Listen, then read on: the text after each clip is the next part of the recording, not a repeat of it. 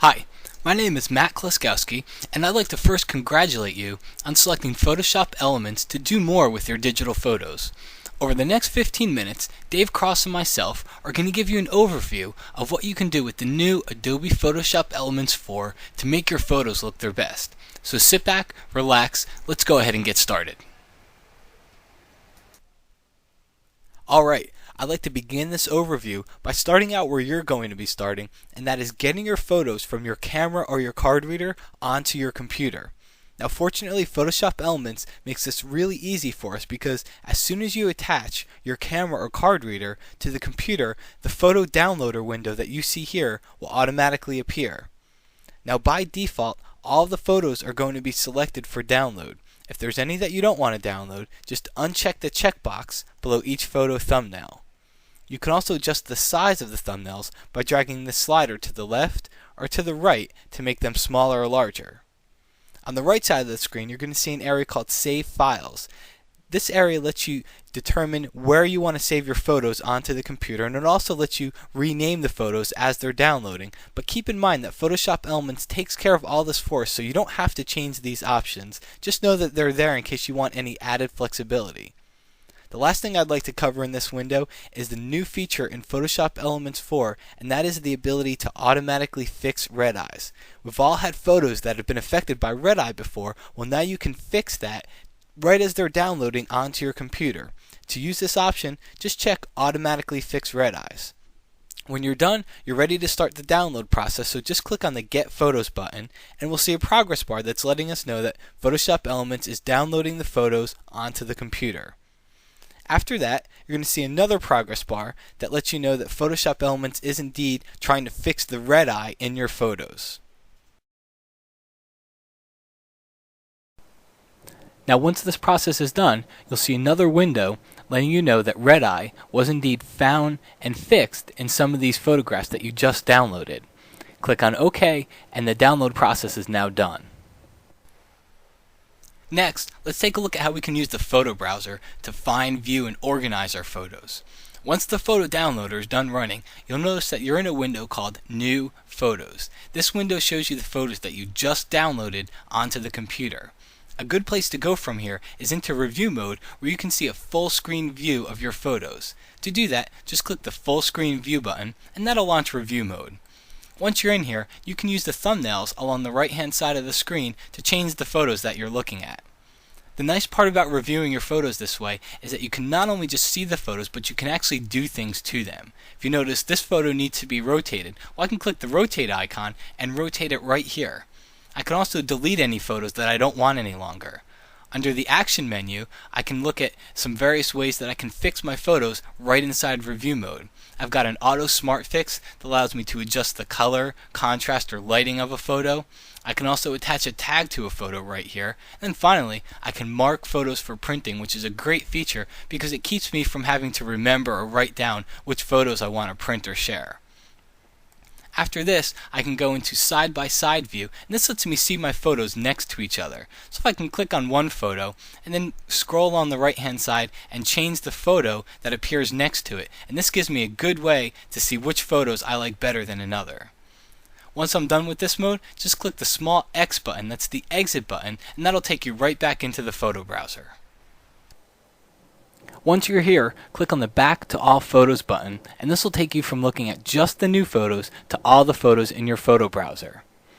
Now keep in mind here that the Photoshop Elements will sort these photos based on the time and the date in which they were taken. It's going to show the newer ones at the top and the older ones at the bottom.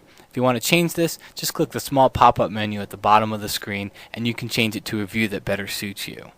Another way to view your images is to use the timeline slider.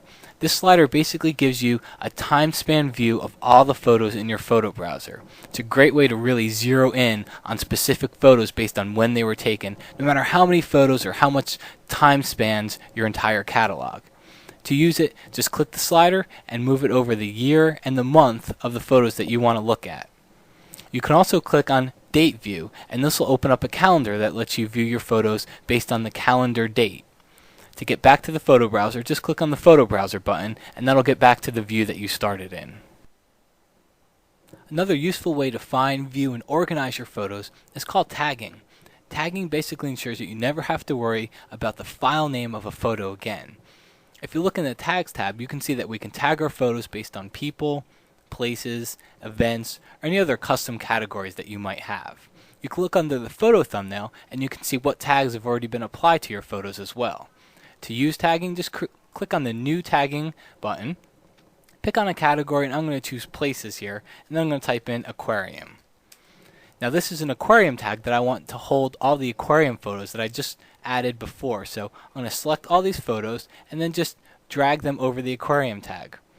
Photoshop Elements will apply this tag to all those aquarium photos. So now if I ever want to just view the aquarium photos, just click on the small box to the left of the aquarium tag, and now I can restrict my view to only those aquarium photos. To get back to all the other photos, just click the Back to All Photos button. Now another new feature in Photoshop Elements 4 is called face tagging. Basically, one of the main ways that people categorize their photos is based on the people or the faces within those photos.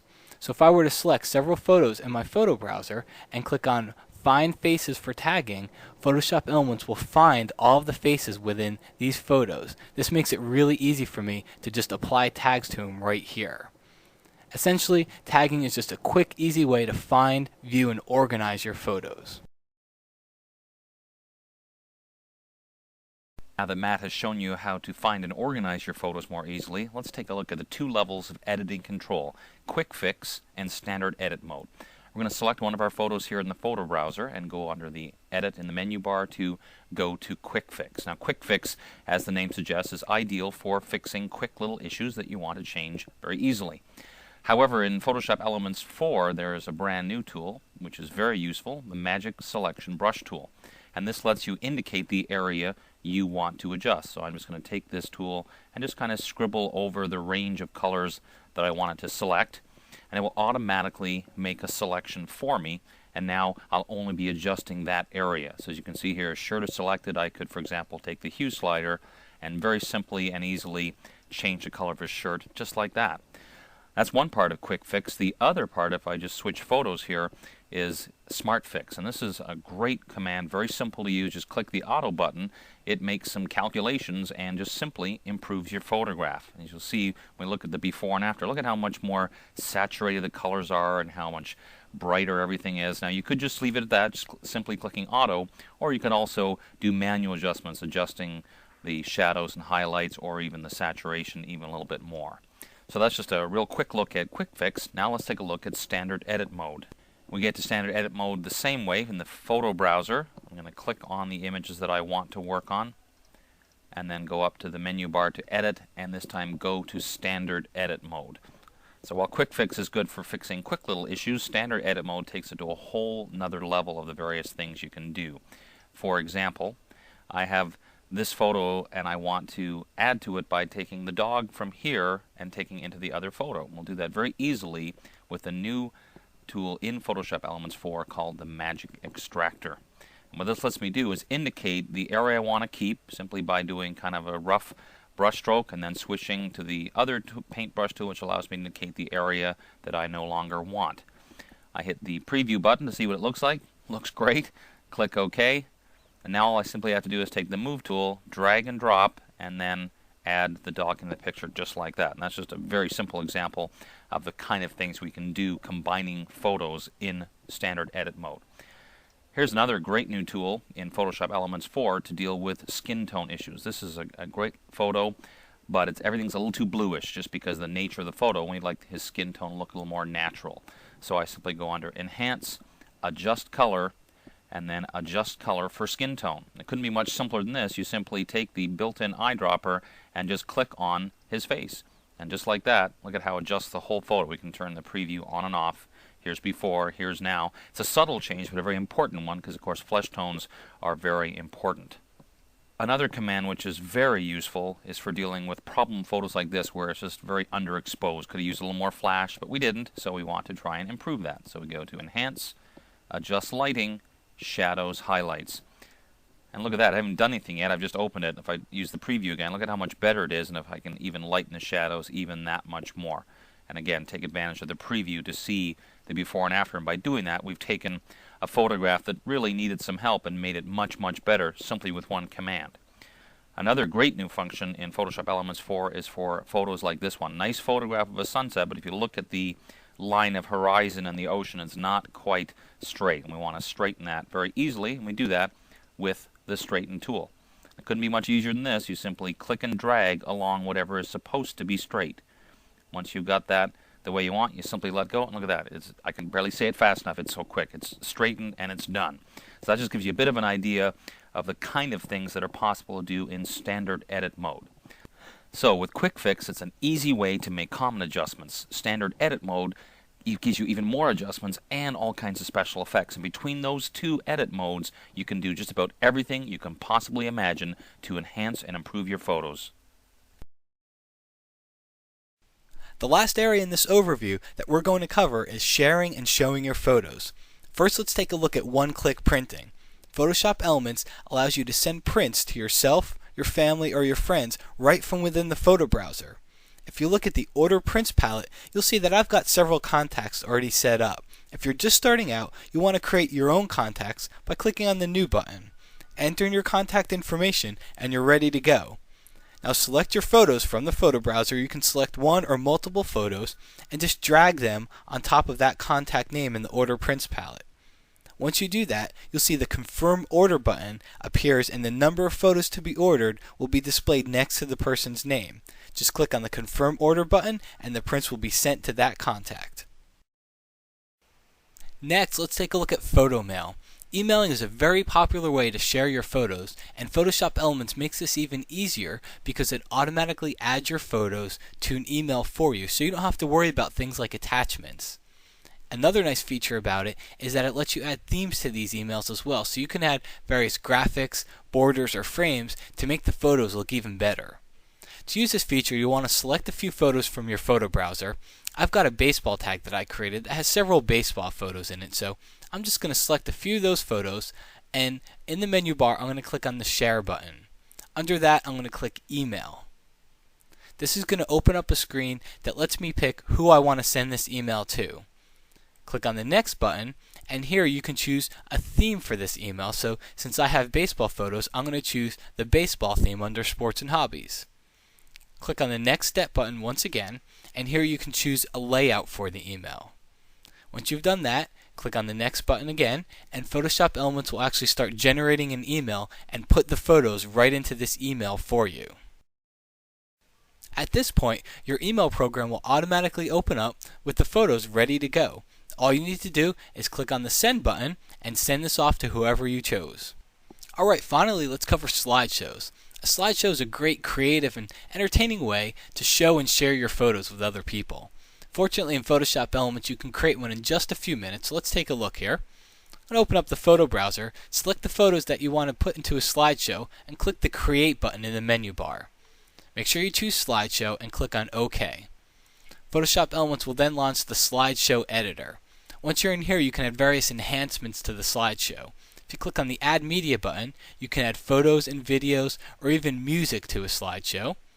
Over in the Extras area, you can add graphics, text, or voice narration to a slideshow to really personalize the effect.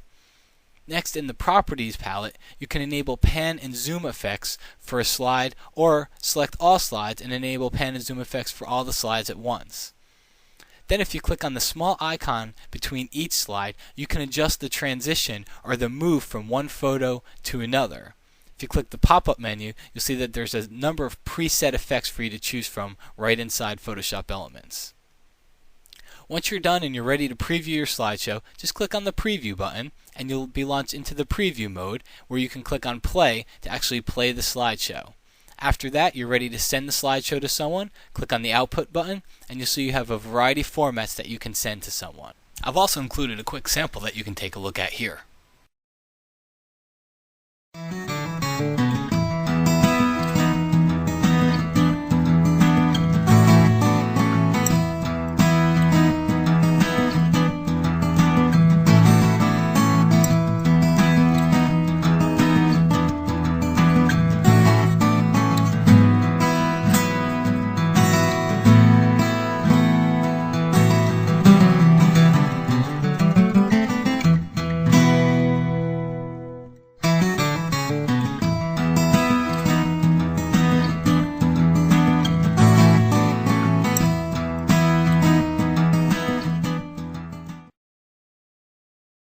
Well, that's about it for this overview. Again, congratulations on selecting Adobe Photoshop Elements 4 to do more with your digital photos.